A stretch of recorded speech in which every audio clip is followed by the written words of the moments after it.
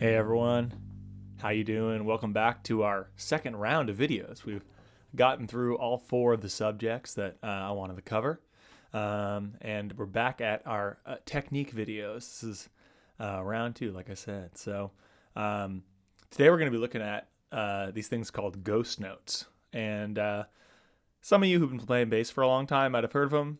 Other folks may not have. I'm sure you've heard them before, if you've been listening to any Bluegrass stuff. Super popular. It's that little thing I was just doing, where you put a little percussive sound before the note that you're landing on. So instead of you're going, kind of sets up that downbeat note in a really cool way.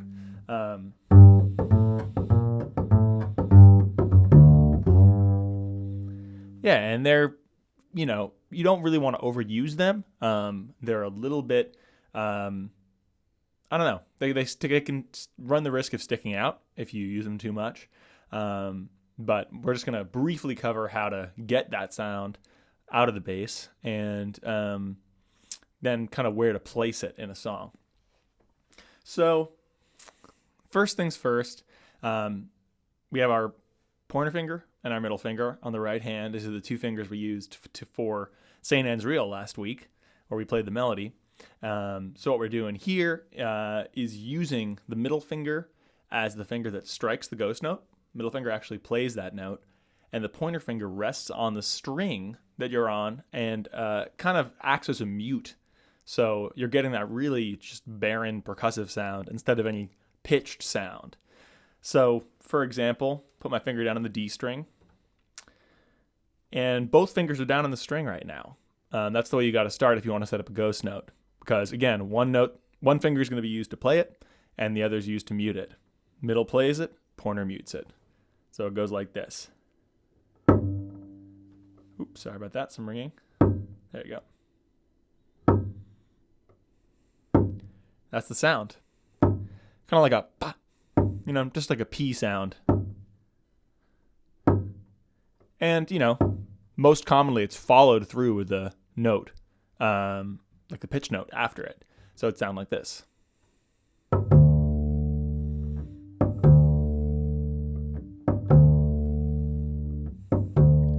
Yeah, just like that. What I'd recommend doing is don't jump right to trying to play through and play that pitch note as well. Just focus a little bit on getting that sensation into your fingers if it's something you haven't done before. Spend some time just getting that sound out of the bass. All four strings, too. Maybe start down on the E string. That one's going to feel weird because there's no string behind it, so your middle finger just kind of like flies off the bass. Sometimes you get these harmonics. Like these kind of ghost-like notes up here, like that one. But happening in real time, that kind of stuff won't really be evident when you're playing in a song. So I'd say just spend some time getting comfortable with this technique and the sound of it. Make sure you're getting a real muted sound. You really don't want any note coming out, especially the actual string. Harmonics, like I said, sometimes you'll get those, but the string is definitely a no-no. If you're getting anything like that, anything like that is not going to be really effective when you're using it in real time. So again, it's a dry kind of sound. All right. And then from there, I'd say then introduce the notes. And you can do that in any way you want. Could be good just to go up the bass and back down like this.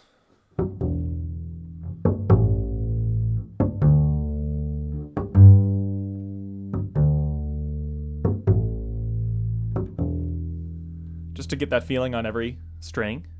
And then from there, if you're feeling comfortable, try to introduce it into a bass line. And the place to introduce this in a bass line is definitely leading into a big release moment. That could be like the top of a solo, usually the top of a form, verse, chorus, or solo. And it kind of acts as a moment of tension. And we'll talk about this maybe even next week when we cover our first fully transcribed bass line. there's these moments of tension into moments of release. And these ghost notes can be really effective as a tense moment that kind of releases out into something else. So let's say, use On My Way Back to the Old Home again, right? So chorus, I'm on my way back to the old home. That road winds on up the hill, but there's no light in the window that shines on that road where I live. You can hear I kind of use those ghost notes as a way to skip into that next downbeat for the solo. So that would be. So that's where you want to put these in songs. Again, really don't overuse them. All these kind of tricks and changes to the norm are most effective when they are used sparingly. I think a lot of the time people like to show off new things they learned. It's like, oh yeah, I got this cool thing, got these ghost notes Nate showed me. Don't overuse it. Think more about the music, what it needs, how you can serve it. Less about, the cool ghost note thing that I showed you. I've definitely fallen into that trap too, when I was first playing in bands and stuff. Every bass player overplays.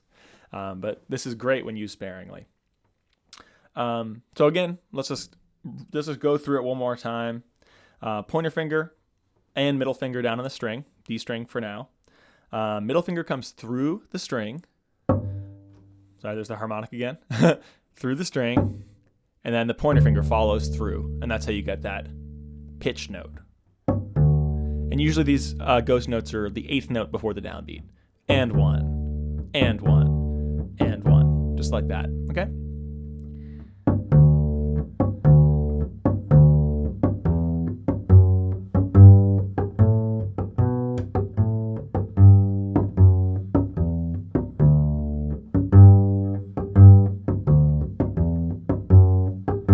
Yeah, and one more thing I want to say is sometimes you might play the ghost note on a different string you're playing the pitch note on.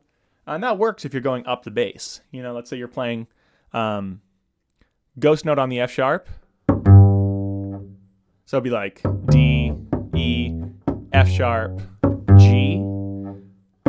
That ghost note is still being played where the F sharp on the D string is.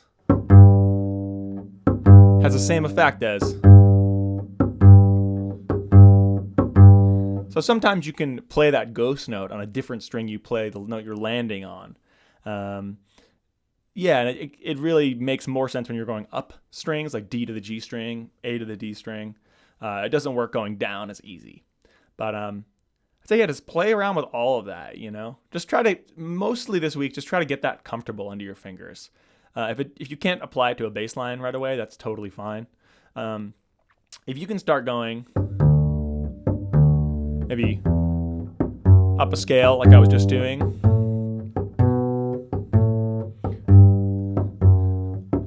With a metronome or something. That's all I really think need to get to this week.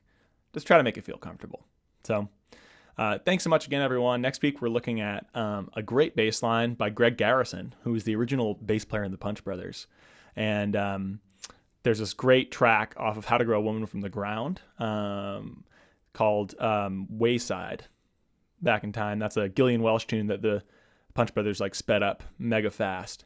The album name is actually under Chris Thile, though the band is the Punch Brothers. So check out Wayside Back in Time by Chris Thile, and you can really get a taste for what we're going to do next week. We're going to look at that entire bass line all the way through, full transcription, and we'll talk about some of these tension and release moments and more melodic moments in the line. So I'll see you then, everyone. Have a good week.